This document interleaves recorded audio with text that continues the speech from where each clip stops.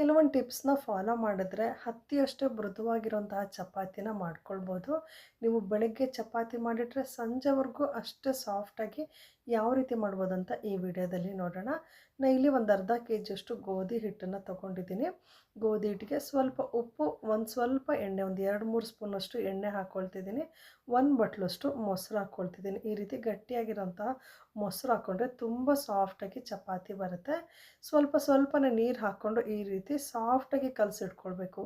ತುಂಬಾ ಗಟ್ಟಿಯಾಗಿ ಕಲ್ಸೋಕ್ಕೆ ಹೋಗಬಾರ್ದು. ನೋಡಿ, ಈ ರೀತಿ ಸ್ವಲ್ಪ ಸಾಫ್ಟಾಗಿ ಹಿಟ್ಟನ್ನು ಕಲಸಿಟ್ಕೊಂಡು ಮತ್ತೊಂದು ಸ್ವಲ್ಪ ಎಣ್ಣೆ ಹಾಕ್ಕೊಂಡು ಚೆನ್ನಾಗಿ ಕಲಸಿ ಇಟ್ಕೊಳ್ತಿದ್ದೀನಿ. ಇದನ್ನು ಒಂದು 10 ನಿಮಿಷ ನಿಮಗೆ ಟೈಮ್ ಇದ್ದರೆ ನೆನೆಯೋಕ್ಕೆ ಬಿಡ್ಬೋದು, ಇಲ್ಲ ತಕ್ಷಣ ಮಾಡಿದ್ರೂ ಸಹ ಇದು ಸಾಫ್ಟಾಗಿರುತ್ತೆ. ಈ ರೀತಿ ಸ್ವಲ್ಪ ಹಿಟ್ಟನ್ನು ತೊಗೊಂಡು ಫಸ್ಟು ರೌಂಡಾಗಿ ಲಟ್ಟಿಸ್ಕೊಳ್ತಿದ್ದೀನಿ.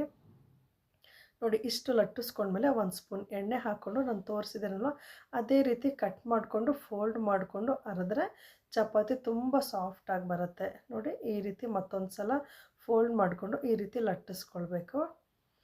ನೀವು ಈ ಮೆಥಡಲ್ಲೇನಾದರೂ ಲಟ್ಟಿಸ್ಕೊಂಡು ಚಪಾತಿ ಮಾಡಿಕೊಂಡ್ರೆ ತುಂಬ ಸಾಫ್ಟ್ ಬರುತ್ತೆ. ಒಳಗಡೆ ಅಷ್ಟೇ ಲೇಯರಾಗಿ ಬರುತ್ತೆ.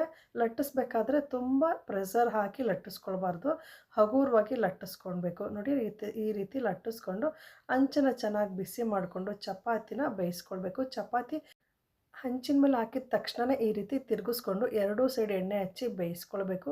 ಒಂದು ಸೈಡ್ ಪೂರ್ತಿ ಬೇಯೋ ತನಕ ಕಾದು ನಂತರ ತಿರುಗಿಸಿದ್ರೆ ಚಪಾತಿ ಒರಟಾಗುತ್ತೆ. ಈ ಸಾಫ್ಟ್ ಚಪಾತಿ ವಿಡಿಯೋ ಇಷ್ಟ ಆದರೆ ವಿಡಿಯೋನ ಲೈಕ್ ಮಾಡಿ, ಶೇರ್ ಮಾಡಿ. Thank you.